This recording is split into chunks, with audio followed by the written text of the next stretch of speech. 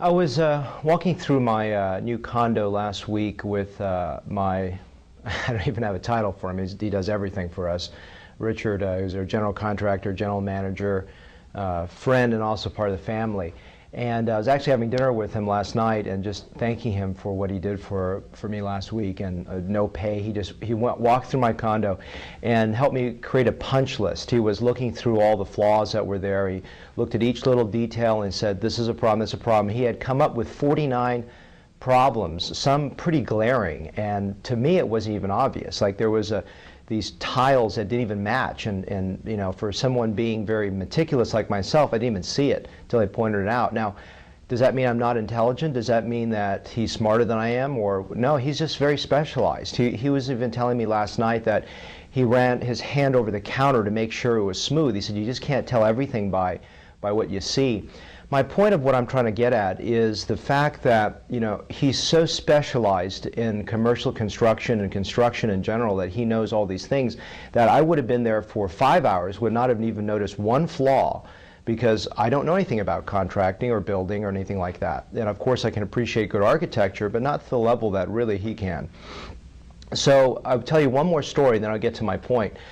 In December of last year, my friend who specializes in glass, Larry, who's part of my business group, he came in and he goes, Sam, you know, I don't know why you picked this glass. I have one where you don't have any, you know, the spray all over the side. It doesn't get stained, and you know, this glass clearly is not the best glass. I'm thinking, well, this should be, you know, great glass. But the point is, all he does is glass, so he just knows glass. So I'm very specialized in what I do, so I want to talk to you about really just honing in and living, breathing, and eating and sleeping this, you know, and if I believe that if you just get so absorbed in one small microcosm of the world and truly specializing in it, you can be your best and offer things that other people can't see.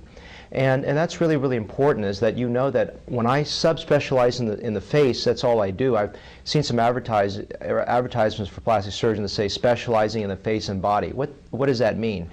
To me, it means nothing. You can't specialize in everything. That's generalizing in everything. And focusing on one area truly allows me to really think about how every dynamic element of the face relates to each other. And as an example, is last week on Friday, I had a lady come in. She's about 3 years out from fat transfer, had done some silicone lip enhancement. Looks fantastic. She goes, you know, my lips are a little uneven on this side. And I said, where? She goes, no, you can't just see it? It's right here. I'm looking. I said, no.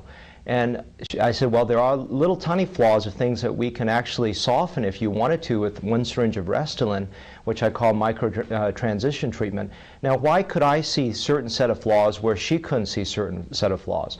Her punch list and my punch list didn't match. Now, what's the problem? Does that mean she's not educated, or she's demanding of things, or am I foolish and looking at wrong things? No. If I had walked through that condominium and created my punch list, most of the things I probably picked out would have been not even doable or not even worth doing.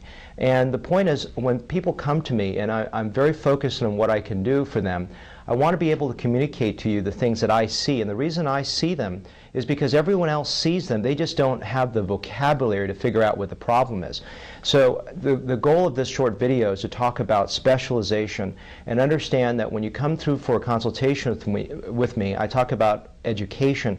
I want you to understand what that education means, and just as much as I don't know what line of work you do, and if you're an attorney, I want to come to you for consultation. I'm going to tell you what I want, but then you're going to tell me how to potentially achieve those things. Or if I want you to build a building, I'm going to tell you my parameters of what I want, and then you're going to help me, guide me with your skill sets to get to that answer. So I just wanted to deliver that idea of what specialization means.